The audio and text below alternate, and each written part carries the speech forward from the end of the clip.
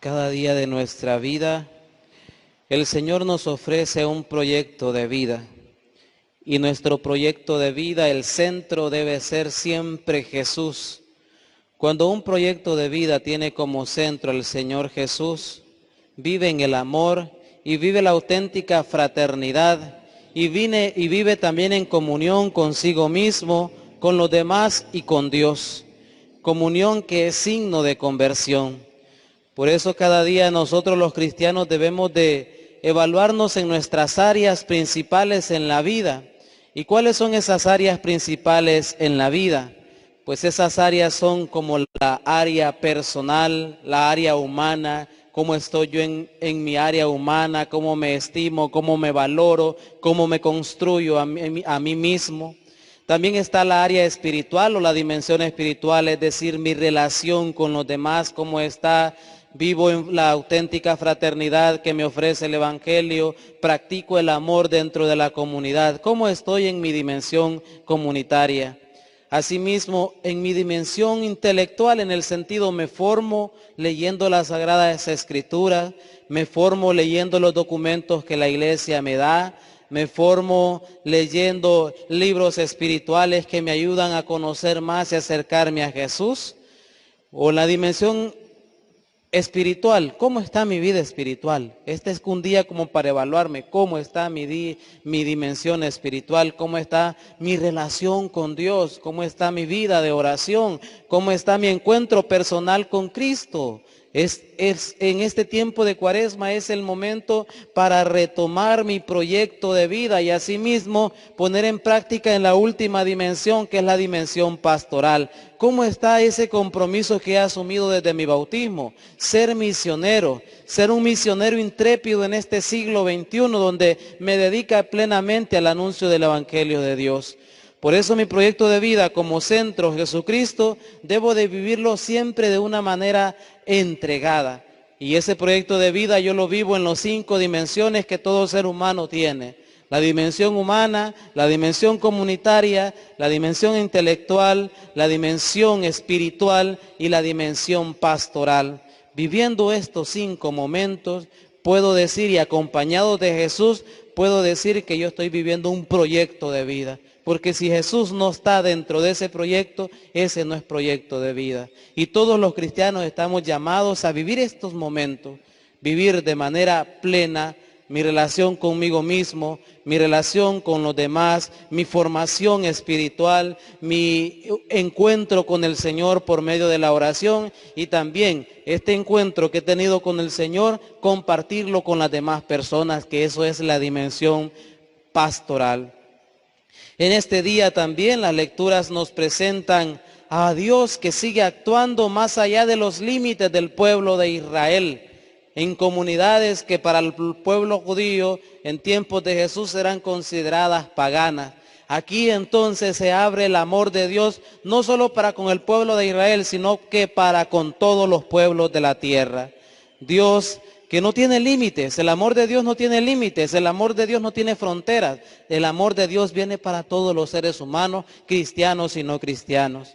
Es imposible, por tanto, poner fronteras a un Dios que es Padre de todas las razas del mundo y de todos los pueblos del mundo. No hay fronteras para Dios, no hay fronteras para Dios, no hay excluidos para Dios. Todos somos parte de ese proyecto de vida que nos da a cada uno de nosotros.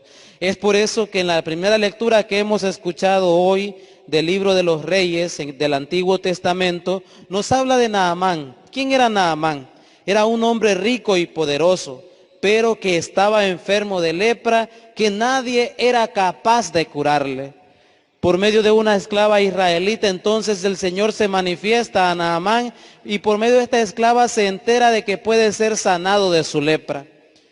Visita entonces Naamán a un hombre de Dios que hay en su patria, es decir, en Israel. Entonces pide al rey sirio que solicite al rey de Israel que cure a Naamán. Ven, la misericordia de Dios que se extiende para todos, todos somos igual para Dios.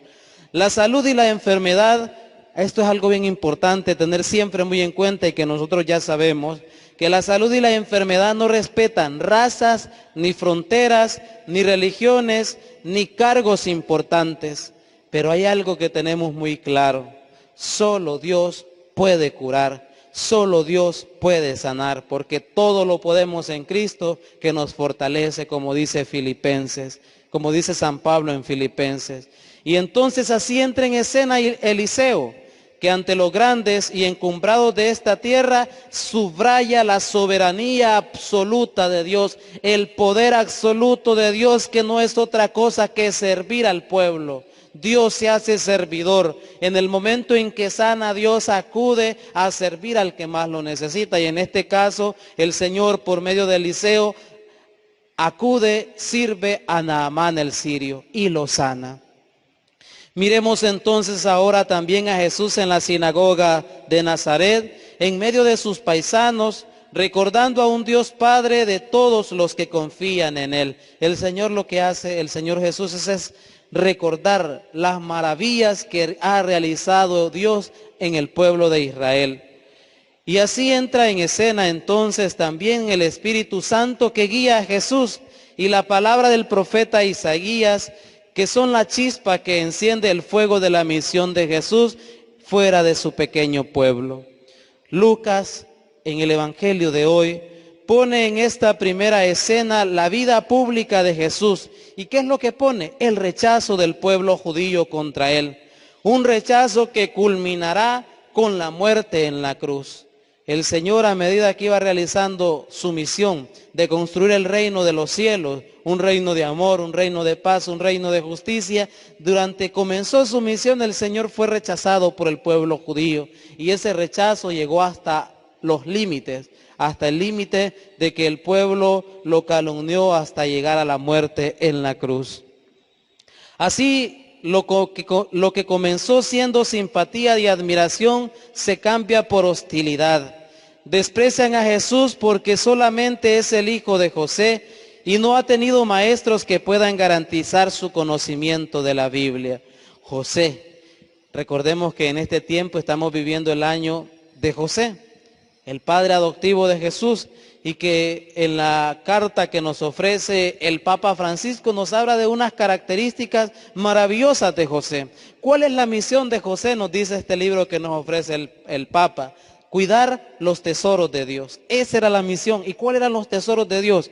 Jesús y María, los tesoros de Dios. ¿Y de qué manera los cuidó? Viviendo a cabalidad 6 características de las cuales se nos habla en ese libro que nos ofrece el Papa, que declara el año de San José, conmemorando los 150 años de ser patrono universal de la Iglesia. ¿Y cuáles son esas 6 características a mencionar? El Papa nos dice que la primera es un padre amado, segundo que es un padre de la ternura, tercero que es un padre obediente, cuarto que es un padre valiente, quinto que es un padre trabajador y sexto que es un padre en las sombras. Características maravillosas que vivió en su vida San José y que nos invita a cada uno de nosotros a vivir. Y esas 6 características las vivió cuidando los tesoros de Dios. Misión esencial, cuidar a Jesús y a María.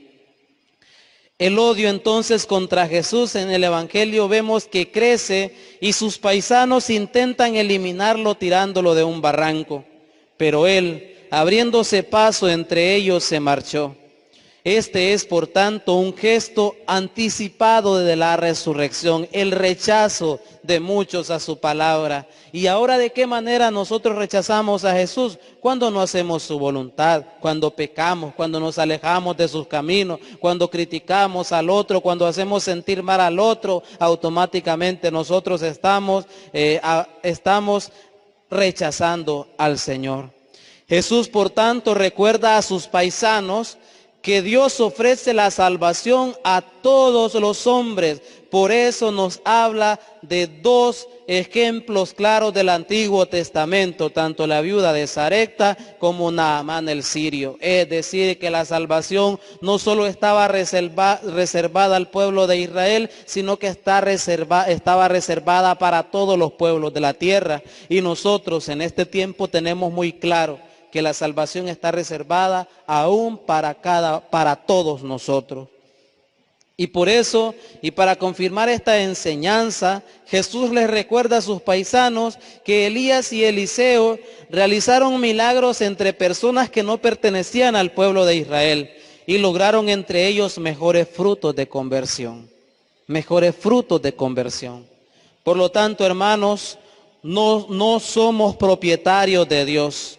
Los cristianos no somos propietarios de Dios.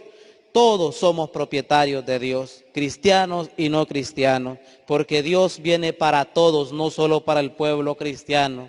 El Señor viene a mostrar su amor misericordioso a todos los pueblos de la tierra. Por lo tanto, nosotros debemos de ser siempre humildes servidores de Dios. Por eso el cristiano no se avergüenza de arrodillarse ante Dios. Actitud sencilla, actitud humilde y actitud de adoración. El arrodillarse ante Dios y dar una mano al prójimo sin mirar el color de piel. La mejor forma de adorar a Dios, además de arrodillarse ante su presencia, es amar y servir al prójimo. Todos tenemos el poder del amor y ese poder del amor se convierte en servicio. Pidamos entonces en este día al Señor que nos haga siempre sedientos de su palabra que da vida y que nuestro proyecto vaya acompañado siempre de su voluntad, para que así seamos mejores cristianos, que testimoniemos a este Dios que viene para todos los pueblos de la tierra, que viene a salvarnos a todos. Y una vez más queda claro que el Señor, además de que nos llama a una salvación personal, también ofrece una salvación universal donde no excluye a nadie, donde todos somos parte de ese proyecto de salvación, gracias a la resurrección que el Señor hizo por cada uno de nosotros, porque nos liberó de las esclavitudes, de la esclavitud del pecado. Gloria al Padre, y al Hijo, y al Espíritu Santo. Como era en el principio, ahora y siempre, por los siglos de los siglos. Amén.